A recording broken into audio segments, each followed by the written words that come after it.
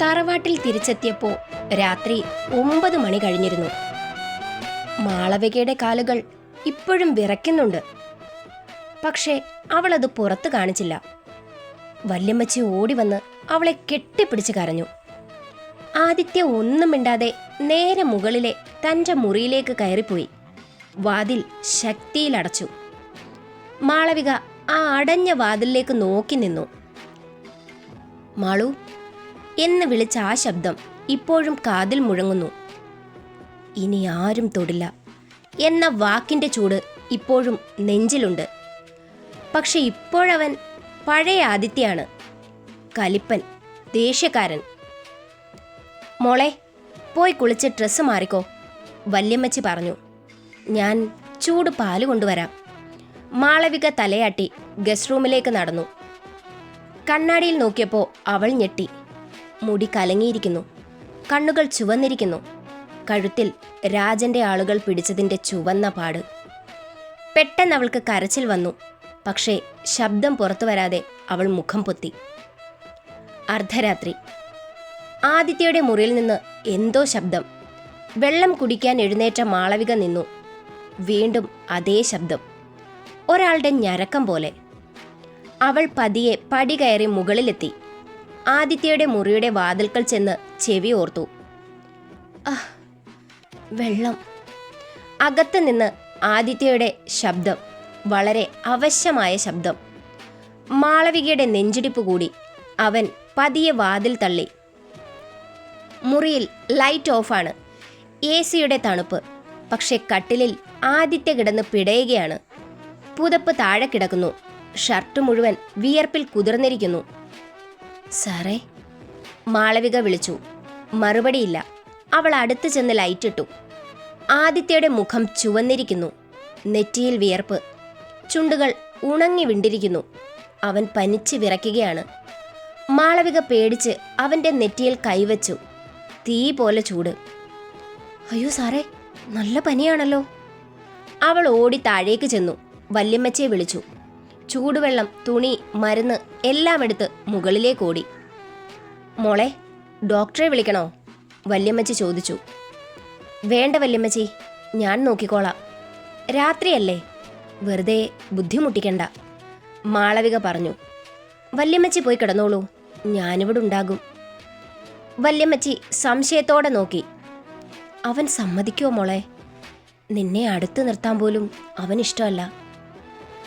Sir അറിഞ്ഞില്ലെങ്കിലോ? ഉറക്കത്തിലല്ലേ? Malavika ചിരിക്കാൻ ശ്രമിച്ചു. പനി മാറിയിട്ട് എന്നെ വഴക്കു പറയുന്നെങ്കിൽ പറയട്ടെ. വല്യമ്മച്ചി അവളുടെ തലയിൽ തലോടി. നീ ഒരു പാവമാണ് മോളെ, ദൈവം കാത്തോളും. വല്യമ്മച്ചി പോയി. മാളവിക വാതിൽ ചാരി. അവൾ ഒരു പാത്രത്തിൽ വെള്ളമെടുത്ത് തുണി മുക്കിപ്പിഴിഞ്ഞ് ആദിത്യയുടെ നെറ്റിയിൽ വച്ചു. അവനൊന്ന് ഞരങ്ങി. പക്ഷേ കണ്ണു തുറന്നില്ല. മാളവിക മെല്ലെ അവൻ്റെ ഷർട്ടിൻ്റെ ബട്ടൺസ് അഴിച്ചു. വിയർപ്പ് തുടച്ചു. ഓരോ തവണ തൊടുമ്പോഴും അവളുടെ കൈ വിറച്ചു. ദേഷ്യപ്പെടുന്ന ആളാണ്. എഴുന്നേറ്റാ എന്തായിരിക്കും പറയുക? പക്ഷെ അവൻ്റെ അവസ്ഥ കണ്ടപ്പോൾ എല്ലാ പേടിയും മാറി. ഇപ്പോ അവനൊരു കലിപ്പനല്ല, അസുഖം ബാധിച്ച ഒരു കുഞ്ഞിനെ പോലെ. എന്തിനാ സാറേ ഇങ്ങനെ? മഴ നനഞ്ഞിട്ടാണോ? അവൾ പതിയെ പറഞ്ഞു. രാജൻ്റെ ഗസ്റ്റ് ഹൗസിൽ ഗേറ്റ് തകർത്ത് വന്നപ്പോൾ നനഞ്ഞതായിരിക്കും, എനിക്ക് വേണ്ടി. അവളുടെ കണ്ണുകൾ നിറഞ്ഞു. അവൾ തുണി വീണ്ടും മുക്കി അവൻ്റെ മുഖം, കഴുത്ത്, നെഞ്ച് എല്ലാം തുടച്ചു. ഇടയ്ക്ക് ആദിത്യ പിറുപിറുത്തു. അമ്മേ, വെള്ളം. മാളവിക ഞെട്ടി. അമ്മ, അവൻ്റെ അമ്മയെ അവൻ വിളിക്കുന്നു. അവൾ ഗ്ലാസ്സിൽ വെള്ളമെടുത്ത് അവനെ പതിയെ പൊക്കി. ദാ സാറേ വെള്ളം. അവൻ പാതി മയക്കത്തിൽ വെള്ളം കുടിച്ചു. കുറച്ച് തുള്ളി താടിയിലൂടെ ഒലിച്ചു. മാളവിക തൻ്റെ സാരിത്തുമ്പുകൊണ്ട് അത് തുടച്ചു നീക്കി. അവൻ വീണ്ടും കിടന്നു. ഇത്തവണ അവൻ്റെ മുഖത്ത് കുറച്ച് ശാന്തത. മാളവിക കട്ടിലിൻ്റെ സൈഡിൽ തറയിലിരുന്നു. അവൻ്റെ കൈ തൻ്റെ മടിയിലെടുത്തു വച്ചു. ഇടയ്ക്കിടെ നെറ്റിയിൽ തുണി മാറ്റിവെച്ചു. സമയം പോയതറിഞ്ഞില്ല. രാത്രി 1 മണി, 2 മണി, 3 മണി. നേരം വെളുക്കാറായി. ആദിത്യയുടെ പനി കുറഞ്ഞിരുന്നു. അവൻ ശാന്തമായി ഉറങ്ങുന്നു. മാളവിക ക്ഷീണിച്ച് അവിടെ തന്നെ ചുമരിൽ ചാരി ഇരുന്നുറങ്ങിപ്പോയി. അവളുടെ മടിയിൽ ഇപ്പോഴും ആദിത്യയുടെ കൈയിരിപ്പുണ്ട്. രാവിലെ 6 മണി. ആദിത്യയുടെ കണ്ണുകൾ പതിയെ തുറന്നു. തലയ്ക്ക് ഭാരം, ശരീരം വേദനിക്കുന്നു. എന്തു പറ്റി? അവൻ എഴുന്നേൽക്കാൻ ശ്രമിച്ചു. പെട്ടെന്ന് മനസ്സിലായി തൻ്റെ തല ആരുടെയോ മടിയിലാണെന്ന്. ഞെട്ടി തല ഉയർത്തി നോക്കി. മാളവിക ചുമരിൽ ചാരി ഉറങ്ങുന്നു.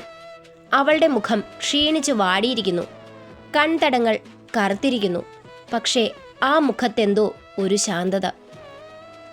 അവളുടെ മടിയിൽ അവൻ്റെ കൈ, അവളുടെ ഒരു കൈ അവൻ്റെ നെറ്റിയിൽ. ആദിത്യ സ്തംഭിച്ചുപോയി. ഇവളിവിടെ എന്ത് ചെയ്യുന്നു? എൻ്റെ മുറിയിൽ, എൻ്റെ അടുത്ത്. പഴയ കലിപ്പ് മുഴുവൻ തിരിച്ചു വന്നു. അവൻ ചാടി എഴുന്നേറ്റു. നീ? അവൻ അലറി. മാളവിക ഞെട്ടി ഉണർന്നു. സാറേ, പനി എങ്ങനെയുണ്ട്? അതല്ല ഞാൻ ചോദിച്ചത്. അവൻ കട്ടിൽ നിന്നിറങ്ങി. നീ എന്തിനാടി എൻ്റെ മുറിയിൽ കയറിയത്? ആരാ നിന്നോട് പറഞ്ഞത് എന്നെ തൊടാൻ? മാളവിക പതറി. സാറേ, രാത്രി നല്ല പനിയായിരുന്നു. അതാ ഞാൻ. നിർത്ത്! അവൻ വിരൽ ചൂണ്ടി. എനിക്ക് നിന്റെ സഹതാപം വേണ്ട, മനസ്സിലായോ? ഞാൻ പറഞ്ഞിട്ടില്ലേ എൻ്റെ കാര്യങ്ങളിൽ ഇടപെടരുതെന്ന്? അവളുടെ കണ്ണുകൾ നിറഞ്ഞു. രാത്രി മുഴുവൻ ഉറങ്ങാതെ ഇരുന്നതിൻ്റെ ക്ഷീണം, അവൻ്റെ ദേഷ്യം, എല്ലാം കൂടി അവൾക്ക് സഹിക്കാൻ പറ്റിയില്ല. ഞാൻ സഹതാപം കാണിച്ചതല്ല. അവളുടെ ശബ്ദമിടറി. നിങ്ങൾ വിറയ്ക്കുന്ന കണ്ടപ്പോൾ എനിക്ക്...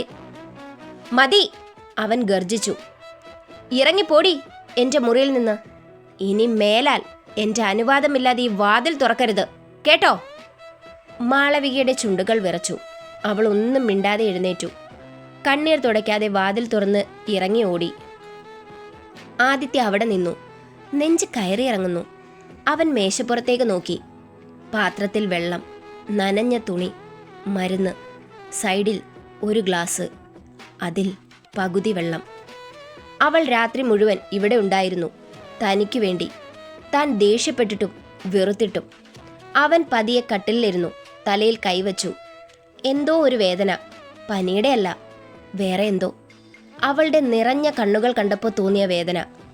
ഞാൻ എന്തിനാ അവളോട് അങ്ങനെ പറഞ്ഞത്? അവൾ എന്ത് തെറ്റ് ചെയ്തു? അവന് ഉത്തരം കിട്ടിയില്ല. പക്ഷേ ഒരു കാര്യം മനസ്സിലായി. ഇന്നലെ രാജന്റെ ഗസ്റ്റ് ഹൗസിൽ തോന്നിയ ആ വികാരം വെറുതെ ആയിരുന്നില്ല.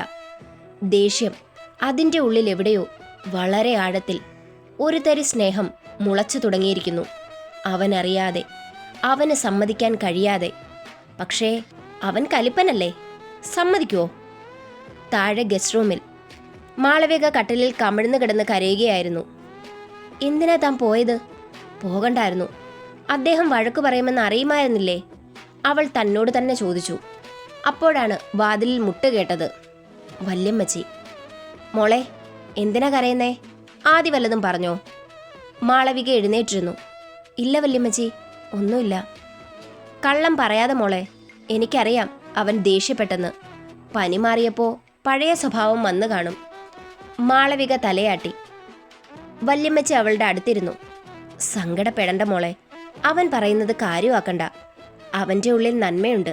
പക്ഷെ അത് കാണാൻ അവന് തന്നെ കഴിയുന്നില്ല.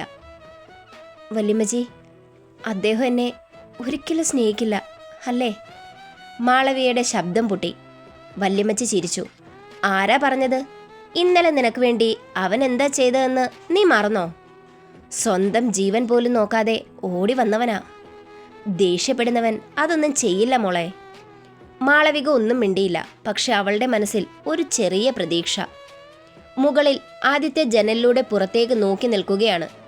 അവൻ്റെ മനസ്സിൽ തലേന്ന് രാത്രിയിലെ ഓർമ്മകൾ.